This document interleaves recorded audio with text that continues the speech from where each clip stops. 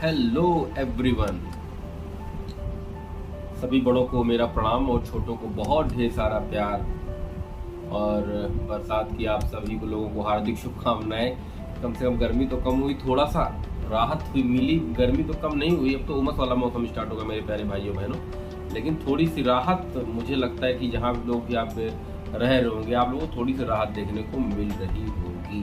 तो मेरे प्यारे भाइयों बहनों, ज़्यादा बातें ना करते हुए आज हम लोग स्टार्ट करेंगे कि रिव्यू करेंगे भारतीय राज्य व्यवस्था का।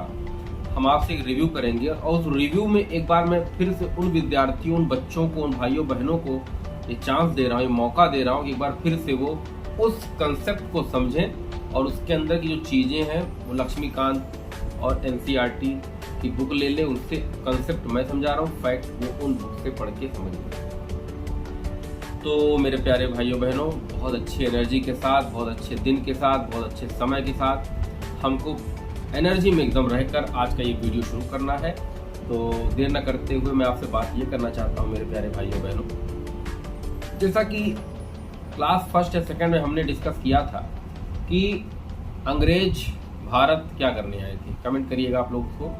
अंग्रेज भारत क्या करने आए थे, इसको सब जानते हैं कि अंग्रेज भारत में सिर्फ और सिर्फ व्यापार करने आए थे। फिर क्या हो गया, एक समय ऐसा आ गया कि वो भारत की राजनैतिक स्थिरता को देखते हुए, यहाँ के शासकों की आपसी अनेकता को देखते हुए फिर वो लालच में आ गए कि भैया यहाँ पर शासन करना इतना आसान है, तो व्यापार में जब हम 100 रुपए कमा रहे हैं तो शासन करेंगे तो 1 लाख रुपए कमाएंगे तो कौन नहीं करेगा शासन। तो व्यापारियों ने धीरे धीरे शासन सत्ता की बागडोर को हाथ में लेना शुरू किया। और जब ये व्यापारी महारानी एलिजाबेथ जी के चार्टर से के द्वारा व्यापार करने आए थे, उनकी आज्ञा से भारत आए थे, तो महारानी को जब पता चल गई कि हमारे यहाँ के व्यापारी इतना सारा धन कमा ले रहे भारत में कि लौट कर वो ऐसा ना हो कि हमारी ही सत्ता को पलट दें, तो उन्होंने समय समय पर अपने कंपनी के जो लोग थे, जो व्यापारी थे, उन पर लगाम लगाने के लिए, बेटा हम ही तुम्हारे सब कुछ है, तुम भरे भारत में व्यापार कर रहे हो, लेकिन आदेश मेरा ही था, मेरे ही आदेश पे आज तुम भारत में व्यापार कर रहे हो, बाप तो तुम्हारे हम ही हैं। तो ये चीज मैं आपको बता चुका हूँ, फिर आज रिपीट कर दे रहा हूँ, लेकिन ये आज मैं रिपीट कर रहा हूँ, फिर आगे मैं प्रयास करूँ मैं रिपीट ना करूँ। कल एक लड़की ने फोन किया था, बिटिया ने फोन किया था, सौम्या सिंह ने, उसने कहा सर एक बार रिव्यू करिए, तो मैं उसकी मेंस राइटिंग इतनी गजब की है कि उसकी बातों को मैं काट नहीं सका। तो मैंने कहा ठीक है, बिल्कुल एक बार पॉलिटी का पूरे स्टार्टिंग से लेके लास्ट तक का रिव्यू हो जाना है। तो मेरे प्यारे भाइयों बहनों, तो महारानी अपने कंपनी, अपने ही लोगों पर लगाम लगाने के लिए, हम ही तुम्हारे सब कुछ हैं, हम ही तुम्हारे ईमानदाता है, भगवान है, मालिक है, सब कुछ है, तुम्हारा अपना कोई अस्तित्व नहीं है। तो अब कंपनी का शासन चलेगा भारत पर। 1857 का युद्ध आप भूलेंगे नहीं, 1857 की क्रांति आप भूलेंगे नहीं, सॉरी, और 1757 और 1764 प्लासी और बक्सर के युद्ध के बाद भारत की जो राजनीतिक स्थिरता भारत में थी, उसी युद्ध के बाद देखने को मिलती है। फिर अंग्रेजों की जड़ों को हिला दिया 1857 क्रांति ने। 1857 क्रांति आई तो अंग्रेजों को ये लगने लगा कि भारत ही अगर पूरी तरीके से जाग जाएंगे, अपनी बातों को समझ जाएंगे, एकता में फिर से बंध जाएंगे, सभी जातियां, सभी धर्म को भूलकर भारतवासी एक हो जाएंगे, तो बहुत कम दिन है उनके पास वहां पर शासन करने के। तब महारानी ने 1858 का मैग्ना कार्टा भेजा और कंपनी का शासन जो भारत पर चल रहा था उसको महारानी ने अपने हाथ में ले लिया। और कब 1858 का मैग्ना कार्टा आप लोग पढ़ेंगे और उसकी विवेचना करके मेरे नंबर पर आप लोग लिख के भेजिएगा 82990333 पर। मैग्ना कार्टा क्या था, उसका भारत के किस वर्ग पर अधिक प्रभाव पड़ा, मैग्ना कार्टा क्या था, ये कब आया और किस वर्ग पर इसका अधिक से अधिक प्रभाव पड़ा, व्याख्या कीजिए। ये प्रश्न आप लोग लिख लीजिए। 1861 में विभागीय प्रणाली की शुरुआत की गई, किसके द्वारा की गई ये कमेंट करके बताइएगा। फिर 1892 का भारत शासन अधिनियम आ जाएगा, फिर 1813 का आएगा, फिर 1833 आएगा, फिर 1853 का अंतिम चार्टर एक्ट आएगा। 1853 के अंतिम चार्टर एक्ट की प्रमुख विशेषताएं क्या क्या थी, इसको जरा आप लोग इस पर टिप्पणी करके हमको बताइए कि मुख्य बिंदु कौन कौन थे। 1853 के अंतिम चार्टर एक्ट की प्रमुख विशेषताएं क्या थी, ये हमको आप लोग बताइएगा। 1892 मैंने बता दिया। फिर 1909 मार्ले मांटो सुधार अधिनियम, फिर 1919, अब आप लोग क्वेश्चन नोट कर लीजिए, 1909 मार्ले मिंटो सुधार अधिनियम क्या था और इसकी विशेषताएं क्या थी। और 1919 मॉन्टेगू चेम्सफोर्ड सुधार अधिनियम क्या था और इसकी विशेषताएं क्या थी। दोनों 1909 और 1919 ये दोनों आप लोग अच्छे से पढ़ के इसको आंसर राइटिंग करके मेरे व्हाट्सएप पे आप लोग भेज देंगे। और 1935 भारत सरकार अधिनियम है, भारत शासन अधिनियम 1935 क्या था, इसके मूल बिंदुओं पर चर्चा करते हुए व्याख्या दीजिए।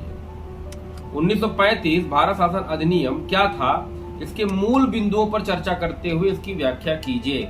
आज देखिए मैं जो बातें करूंगा वो सिर्फ मेंस लेवल की बात कर रहा हूं मैं। यूपीएससी और यूपीपीएससी अदर स्टेट एग्जाम जो भी स्टेट पीसीएस के एग्जाम जिनके भी है, आरपीएससी है वो, जेपीएससी है वो, बिहार पीसीएस कुछ भी, आज मैं केवल मेंस की बात कर रहा हूँ कि आप लोग मेंस का कंसेप्ट दिमाग में कैसे बनाएं। एक रिव्यू में देखिए हमने आपको 16 से उठाया 1935 पहुंचा दिया। अब उसके बीच भैया साइमन कमीशन ये सब इतिहास का विषय है।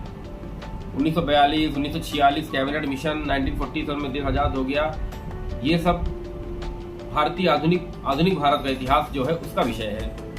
अब भारतीय राज्य व्यवस्था का जो इतिहास हम लोगों ने यहाँ तक पढ़ा है ये संविधान के पहले का इतिहास है, संविधान के ठीक पहले का इतिहास है। अब उसके बाद जब देश आजाद होगा तमाम समितियां बनेगी, प्रारूप कमेटी बनेगी, झंडा कमेटी बनेगी, तदर्थ कमेटियां बनेंगी, तमाम प्रकार की कमेटियां बनेंगी, उसके तमाम अध्यक्ष बनाए जाएंगे। ये भी आप लक्ष्मीकांत से पढ़ लीजिए, एनसीईआरटी से पढ़ लीजिए। उसके बाद फिर हमारा देश आजाद जब हो जाएगा तो तमाम सभाएं बनाई जाएंगी, तमाम बैठकें होंगी। उसके बाद हमारी प्रस्तावना आएगी। प्रस्तावना आप लोग अच्छे से पढ़ लीजिएगा। हम भारत के लोग, प्रस्तावना क्या थी इसको आप लोग लिख के मेरे वीडियो के नीचे कमेंट कर दिए तो बहुत अच्छा लगेगा मुझे। प्रस्तावना क्या थी और उसमें 3 शब्द कब जोड़े गए, वो शब्द कौन कौन से थे, किस संवैधानिक संशोधन के द्वारा प्रस्तावना में 3 शब्द जोड़े गए थे लास्ट में। और प्रस्तावना पढ़ने के बाद संघ राज्य क्षेत्र आप लोग अच्छे से पढ़ेंगे, उसके कंसेप्ट को पढ़ेंगे, फालतू चीजें नहीं पढ़ेंगे, डिमोटिवेट मत होइएगा। उसके बाद आप लोग नागरिकता पढ़ेंगे, फिर उसके बाद मूल अधिकार पढ़ेंगे, फिर मूल कर्तव्य पढ़ेंगे, फिर डीपीएसपी पढ़ेंगे, भारत के राज्य के नीति निर्देशक तत्व। मूल अधिकार और नीति निर्देशक तत्वों में क्या अंतर है, मूल अधिकार और नीति निर्देशक तत्वों के में क्या अंतर है। इन दोनों अधिकार है, मूल अधिकार भी एक अधिकार है, नीति निर्देशक तत्व भी राज्य द्वारा दिया गया अधिकार है, लेकिन दोनों के बीच में डिफरेंट है, इसके डिफरेंस है ये और ये, मतलब मौलिक अधिकार और नीति निर्देशक तत्व दोनों अधिकार हैं, लेकिन दोनों अधिकारों के बीच में प्रमुख अंतर क्या है उसके बारे में व्याख्या कीजिए। ये भी आपको मैं बता चुका हूँ। आप लोग क्वेश्चन लिख के लाइएगा, मैं सब देखूंगा। आप लोग मेरे नंबर पे जरूर भेज दीजिएगा मेरे प्यारे भाइयों बहनों, क्योंकि आप लोग लिख के नहीं भेजेंगे तो मैं ऐसे चिल्लाता रहूंगा, पढ़ाता रहूंगा, ऐसा मैं सब पढ़ा दूंगा, लेकिन आप लोगों के दिमाग में कुछ नहीं आएगा। आगे मैं पढ़ाता जाऊंगा, पीछे सब वाइपर साफ होता जाएगा। तो आप लोग अगर सही से पढ़ना चाह रहे हैं, चीजों को सही से देखिए प्यारे भाइयों बहनों, मैं आपको बता दूं कि चीजों को जल्दी खत्म करने का प्रयास कीजिए। बहुत ज्यादा मैं एक चीज को रोता रहूं लेके वो मुझे समझ में नहीं आता। अब मैंने आपको आजाद करवा दिया देश, संघ राज्य क्षेत्र की बात कर ली हम लोगों ने, प्रस्तावना की बात कर ली, डीपीएसपी बात कर ली, फंडामेंटल राइट्स, तो ये सारे टॉपिक आपको मैं आज से नहीं बहुत पहले से बोल रहा हूँ, क्लियर करते चलिए। और जिनके पास घटना चक्र नहीं है, यूपीएससी यूपीपीएससी क्वेश्चन उसमें दिए गए हैं, वो लोग अपनी घटना चक्र को ले और जितने भी टॉपिक अब तक हम लोगों ने डिस्कस किए उस टॉपिक से संबंधित क्वेश्चन को उसमें से ढूंढ के लगाना शुरू कर दें। अंधेरा हो गया मेरे प्यारे भाइयों बहनों, लाइट चली गई है, तो आज मैं जितना काम दिया हूँ कल की क्लास में मैं देखूँ, कल की क्लास मेरी मोटिवेशन की होगी, तो कल हम लोग मोटिवेशन पे बात करेंगे, आपस में बात करेंगे, हमारी कमियों के बारे में बात करेंगे, हमारी कमियां क्या क्या, हम लोगों के बीच में कमियां आ रही हैं, क्या क्या हम लोग, कैसे हम लोग को रहना चाहिए, हमारी दिनचर्या क्या है।